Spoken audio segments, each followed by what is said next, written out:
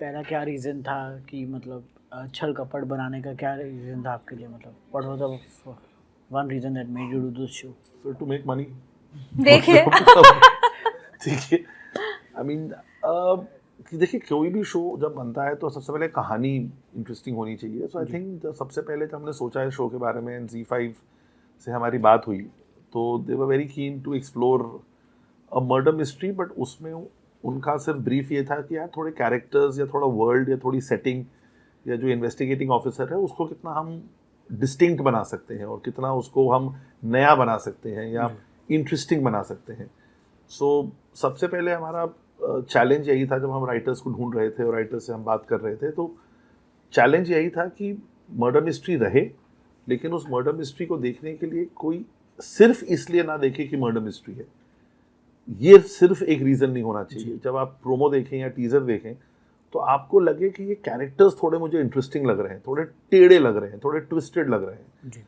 So main attraction इस कहानी की तरफ यही थी कि इसके अंदर जो जितने भी किरदार हैं वो थोड़े ट्विस्टेड हैं, थोड़े तभी नाम छल कपट है, डिसेप्शन है कि आप जो देख रहे हैं वो सच्चाई भी हो सकती है और सच्चाई नहीं भी हो सकती है.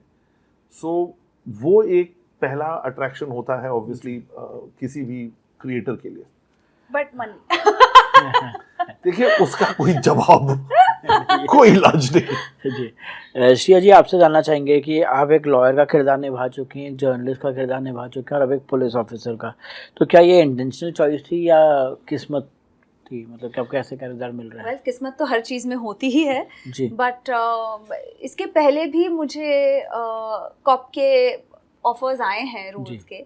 बट मुझे ये कहानी अच्छी लगी क्योंकि इसमें एक और न्यूआंसेस भी हैं. ये सिर्फ for the sake of it एक कॉप जो केस सॉल्व करेगी वो वाला एंगल नहीं है. मेरी हमेशा से पहली प्रायोरिटी तो अच्छी स्क्रिप्ट ही होती है. मुझे अलग अलग जॉनर्स में काम करना पसंद है. एंड ऑफ कोर्स जब आपको एक अलग किरदार मिलता है तो हर एक्टर भूखा है अलग किरदार करने के लिए. So yes, but in the middle of all of this कहीं ना कहीं मैंने कोशिश भी की है कि अपने फिल्मोग्राफी को थोड़ा ब्रेक करूं. मतलब ताज़ा खबर में there was a little comedy aspect also to my character, या जब मिर्ज़ापुर से शुरुआत की थी तो उसमें भी एक अलग स्पंक था. सो कॉन्शियसली मैं कोशिश करती हूँ कि अगर मैंने पिछले कुछ चॉइसेस एक तरीके के किए हैं तो फिर उसके बाद मैं उसे ब्रेक करने की कोशिश करती हूँ. बट कहानी अच्छी लगनी चाहिए. मैं सिर्फ मेरा ट्रैक नहीं देखती. आई थिंक वो गलत बात है जब एक्टर्स सिर्फ अब खुद का ट्रैक देखकर कहते हैं अच्छा शो है या बुरा. Because everything has to work. पूरी कहानी अच्छी होनी चाहिए. और आज जब सोशल मीडिया इंटरनेट की वजह से इंटरनेशनल शोज़ का इतना एक्सपोजर बढ़ गया है तो स्टैंडर्ड सिर्फ इंडियन शोज़ का नहीं है. You are competing at an international level with that content. So कोशिश वही रहती है कि ऐसा कुछ बनाए जो मेमोरेबल रहे. श्रिया जी, एक और चीज़ जानना चाहेंगे कि गिल्टी माइंड से लेकर छल कपट तक आपके लिए कौन सा ये सबसे ज़्यादा चैलेंजिंग रोल या इमोशनली कहते हैं इमोशनली ड्रेनिंग रहा है? इमोशनली ड्रेनिंग या डेफिनेटली ब्रोकन न्यूज़ और गिल्टी माइंड्स. बिकॉज उतना स्कोप भी मुझे मिला. उस सीरीज में मतलब 1 आवर एपिसोड्स 9 एपिसोड्स थे और इंटेंसिटी और लेयर्स उस कैरेक्टर के बहुत ज़्यादा थे. तो अपॉर्चुनिटी बहुत थी to explore the different dimensions. यहाँ पे बिकॉज ओवरऑल सीरीज़ का टाइम कम है, थोड़ा रिस्ट्रिक्शन है कि आप कितना दिखा सकते हैं और कितना नहीं. सो आई विल डेफिनेटली से कि गिल्टी माइंड्स में भी और इसके बाद जो मैं प्रोजेक्ट कर रही हूँ जो रिलीज मेरी होगी that is also something that was a very draining नहीं कहूँगी बट मुझे ऐसे कुछ चीज़ों को टैप करना पड़ा जो शायद मैंने पहले नहीं किया है. समर सर, आपसे जानना चाहेंगे कि मतलब एक राइटर आता है आपके पास स्टोरी लिख के तो आप क्या स्टोरी में क्या क्या क्राइटेरिया देखते हैं कि हाँ भाई इसका बन सकता है, मतलब कुछ की क्या है, कैसे देखते हैं आप? देखिए ये बहुत मुश्किल होता है बिकॉज कहानी के लेवल पे बहुत कहानियाँ अच्छी होती हैं. एक कहानी, एक थॉट, एक स्टोरी बहुत अच्छी होती है लेकिन आई थिंक बहुत देखना पड़ता है 2-3 चीज़ें आज के ज़माने में कि उसके 7 एपिसोड 8 एपिसोड कैसे बन सकते हैं, कैसे उसका सेकंड सीजन बन सकता है, उसमें कितना स्कोप है प्ले अराउंड करने का. So I think as a producer और एज अ क्रिएटर सबसे पहला सवाल हम खुद से या राइटर से यही पूछते हैं कि ये कहानी अच्छी है, देखिए इस कहानी के लेयर्स कितने हैं, कितना हम इसमें प्ले अराउंड कर सकते हैं। ऑब्वियसली एज अ प्रोड्यूसर आप बहुत चीज़ें और देखते हैं कि इसके अंदर ट्विस्ट कितने हैं, हुक्स कितने हैं, बट मोस्ट इम्पॉर्टेंटली कैरेक्टर्स कितने अच्छे हैं। बिकॉज हर कहानी का सबसे, जैसे आप आज पूछ रहे हैं गिल्टी माइंड्स के बारे में श्रेया से या ब्रोकन न्यूज़ के बारे में, आपको मैं गारंटी से बता सकता हूँ कि बहुत से लोगों को गिल्टी माइंड्स की पूरी कहानी आज याद नहीं होगी, लेकिन वो कैरेक्टर याद होगा। मिर्ज़ापुर या कोई भी आप शो उठा लीजिए, मेरे शोज देख लीजिए, आप कोडेन देख लीजिए, अवरोध देख लीजिए, वो कहानी शायद लोग भूल गए होंगे, लेकिन लोगों को मोनिका मेहरा याद होगी, कैरेक्टर याद होगा। सो इवन फॉर हम जब कहानी ढूंढते हैं, देखते हैं, तो we try and find out कि इसमें से कैरेक्टर कौन सा ऑडियंस को हुक कर सकता है, या कैरेक्टर्स कितने इंटरेस्टिंग हैं। तो छल कपट की भी हमारी जर्नी यही थी कि फाइनली क्या है, एक खून होता है, एक इन्वेस्टिगेटिंग ऑफिसर आती है और मुजरिम पकड़ा जाता है।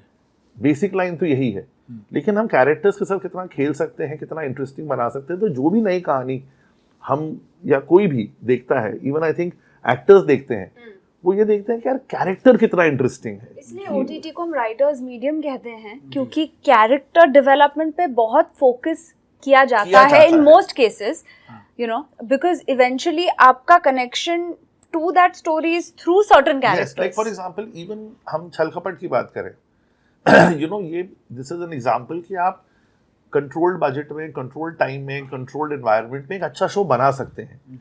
लेकिन श्रेया के साथ या बाकी एक्टर्स के साथ हमारी हमेशा discussion, and I think I give full credit to Shreya, because Shreya ने कभी ये नहीं पूछा हमसे हमेशा कि यार देविका का कैरेक्टर एनहांस करो। शी वाज आल्सो हमसे बात करके कि यार इस कैरेक्टर के साथ क्या डायनामिक प्ले आउट हो सकता है, बाकी कैरेक्टर्स के डायनामिक्स क्या हैं। सो कैरेक्टर डेवलपमेंट किसी भी कहानी में बहुत ज़रूरी है। और मैं सबसे यही कहना चाहता हूं कि जब आप कोई भी कहानी लिखें या कहानी पिच करें या कहानी, वो कैरेक्टर्स या किरदार इंपॉर्टेंट होने चाहिए, क्योंकि कहानी हर शो में घूम फिर के सिमिलर ही रहती है, कोई ज्यादा बदलाव होता नहीं है। हाथीराम फ्रॉम पाताल लोक, उस किरदार को याद रखते हैं आप कालीन भैया को याद रखते हैं, अदरवाइज रिवेंज स्टोरी है, ये कहानी है, कुछ सेम है, कैरेक्टर इंपॉर्टेंट होना चाहिए। सर शोज़ की बात की जाए तो ऐसे सस्पेंस शोज़ जो है हम बहुत से देखते आए हुए हैं और काफ़ी सारे अच्छे लगते भी हैं, काफ़ी सारे अच्छे। बीइंग मैं खुद एक सस्पेंस फ़ैन हूँ, मतलब ब्योमकेश बख्शी मैं बहुत देखता था जी। तो जो है आपके हिसाब से मतलब कि छल कपट में क्या नया है?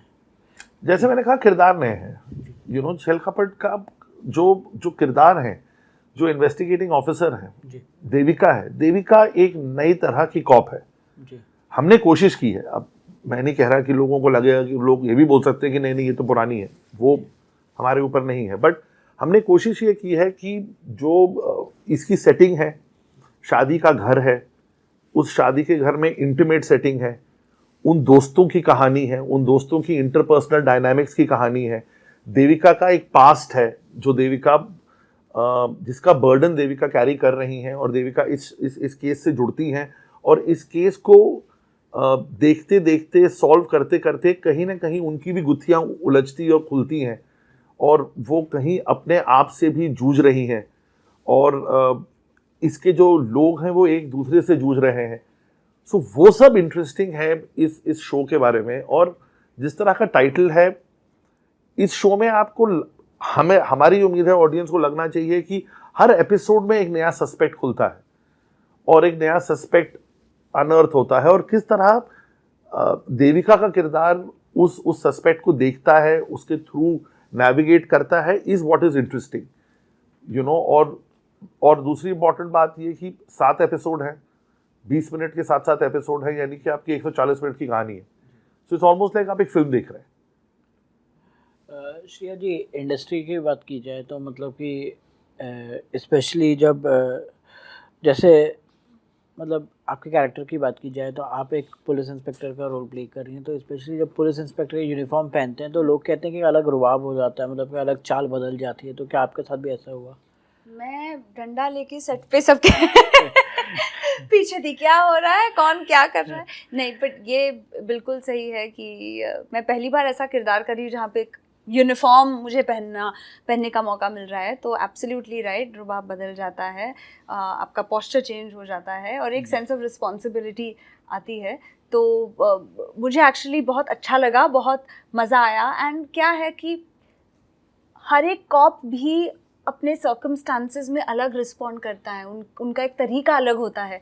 And specially as a woman वो एक अलग एनर्जी लेके आती है। वो नॉर्मल कॉप्स की तरह इतनी ज़्यादा अग्रेसिव नहीं है, बट वो सार्कास्टिक है, वो स्वीट भी हो सकती है, उसके भी कुछ सीक्रेट्स हैं, कुछ इनर डीमंस हैं। हाल ही में उसके पति का एक्सीडेंट हो गया, वो गुजर गए, तो उसका स्टेट ऑफ माइंड थोड़ा अलग है। और उस स्टेट ऑफ माइंड में वो किसी को, मतलब वो पीपल प्लीजर नहीं है, वो अपना काम करना चाहती है। बट हम इस शो में ये भी देखते हैं कि किस तरह उसकी पर्सनल लाइफ की चीज़ें खुल के आती हैं स्लोली और स्टेडली। और इस शो की ये भी ख़ास बात है कि ये सब कुछ जो हो रहा है वो दोस्तों के बीच हो रहा है। सो ऑडियंस ये भी देख पाएगी कि जो लॉन्ग बचपन से जो फ्रेंडशिप्स होते हैं वो कैसे इवॉल्व होते हैं। बहुत सारी चीज़ें हैं जो एड्रेस नहीं की जाती, जो सप्रेस्ड रहती हैं, और एक कभी ना कभी वो मौका आता है जब वो डब्बा खुलता है, पैंडोरास बॉक्स फट के बाहर आता है, एंड देन सबको एक दूसरे को कन्फ्रंट करना पड़ता है। तो ये भी एक एंगल है, मुझे बहुत मज़ा आया। एंड जैसे हम कह रहे हैं छल कपट द डिसेप्शन, जैसी देविका है लग रही है वैसी वो डेफिनेटली नहीं है, you know.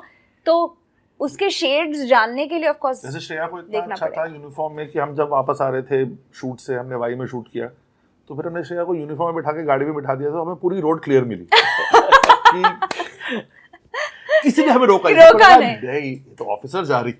Correct jokes apart, I think Shreya looks very good in uniform. या आई वाज रियली हैप्पी, बहुत अच्छी लगती है। श्रेया, एक और चीज़ जानना चाहेंगे कि इंडस्ट्री की बात की जाए तो मतलब हर एक इंडस्ट्री में कपटी लोग होते हैं, छल लोग करते हैं, तो इस इंडस्ट्री में क्या कभी आपने कुछ ऐसा छल कपट एक्सपीरियंस किया है ऐसे इंडस्ट्री में? बहुत ही इंटेंस सवाल है। देखिए हमारे साथ छल कपट करिए तो नहीं, हम बहुत सिंपल लोग हैं। नहीं, आई वुड से कि ऑफ कोर्स ऐसे कोशिश तो की है, कभी कभार मैंने एक्सपीरियंस किया है, बट विजिलेंट तो रहना पड़ता है। और बिकॉज यू नो इंडस्ट्री की नॉलेज मुझे है, तो आई थिंक ये एक प्रिविलेज है जब आपके माता पिता भी इंडस्ट्री से हैं, उनका भी एक्सपीरियंस आप यूज़ कर सकते हो। इवेंचुअली आपको जो करना है, आपकी जर्नी है, कोई आपको प्रोटेक्ट नहीं कर सकता। बट देखिए, जिसकी नीयत ख़राब है वो चाहे इस इंडस्ट्री में किसी और इंडस्ट्री में, उनकी वो नीयत रहेगी और वो वैसा ही करेंगे। बट आपको अवेयर रहना पड़ेगा, आपको खुद का कॉप डिटेक्टिव जो भी है उस विजिलेंस के साथ रहना पड़ेगा। बिकॉज द ट्रूथ इज, जब आप आसानी से, मुझे भरोसा करना अच्छा लगता है, बट अभी दुनिया ऐसी हो गई है कि guilty until proven innocent, awareness रखना पड़ता ही। श्रेया जी, एक और चीज़ जानना चाहेंगे, सोशल मीडिया इन्फ्लुएंसर की डेथ इन्वेस्टिगेट कर रही हैं आप, तो क्या आपको लगता है कि आजकल के इन्फ्लुएंसर कल्चर ज़्यादा सुपरफिशियल है? आई मीन ये बहुत जेनेरिक सवाल है, बिकॉज कई किस्म के इन्फ्लुएंसर्स और कंटेंट क्रिएटर्स हैं, एंड हमें डेफिनेटली उन लोगों को क्रेडिट देना चाहिए जिन्होंने अपना इतना अच्छा करियर बनाया है खुद के दम पे, यूजिंग देयर प्लेटफॉर्म। अब भुवन की बात कर लें तो इवेंचुअली उसे एक्टिंग करनी थी, उसने ताज़ा खबर कितनी बढ़िया सीरीज बनाई जो हॉटस्टार की टॉप सीरीज बन गई, खुद प्रोड्यूस करके।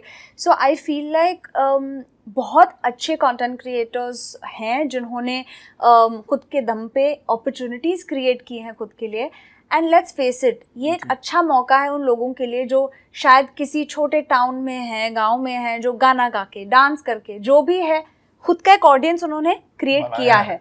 अभी सुपरफिशियल लोग तो एक्टर्स भी हो सकते हैं, कॉर्पोरेट इंडस्ट्री में भी हो सकते हैं, कहीं भी हो सकते हैं, बट आई फील कि इवेंचुअली जिसको लंबी रेस का घोड़ा बनना है, उन्हें ये टेम्पररी फेम, टेम्पररी वायरलिटी से बाहर निकल के अपनी ज़िंदगी को एक मैक्रो व्यू से देखना पड़ेगा। यू नो कि एक्चुअली हम चाहते क्या हैं। क्राफ्ट पे अगर फोकस करना हो तो ही कहीं ना कहीं लॉन्ग टर्म गेम आप खेल सकते हैं। सिर्फ social media numbers, you know, not just on these things, is my perspective.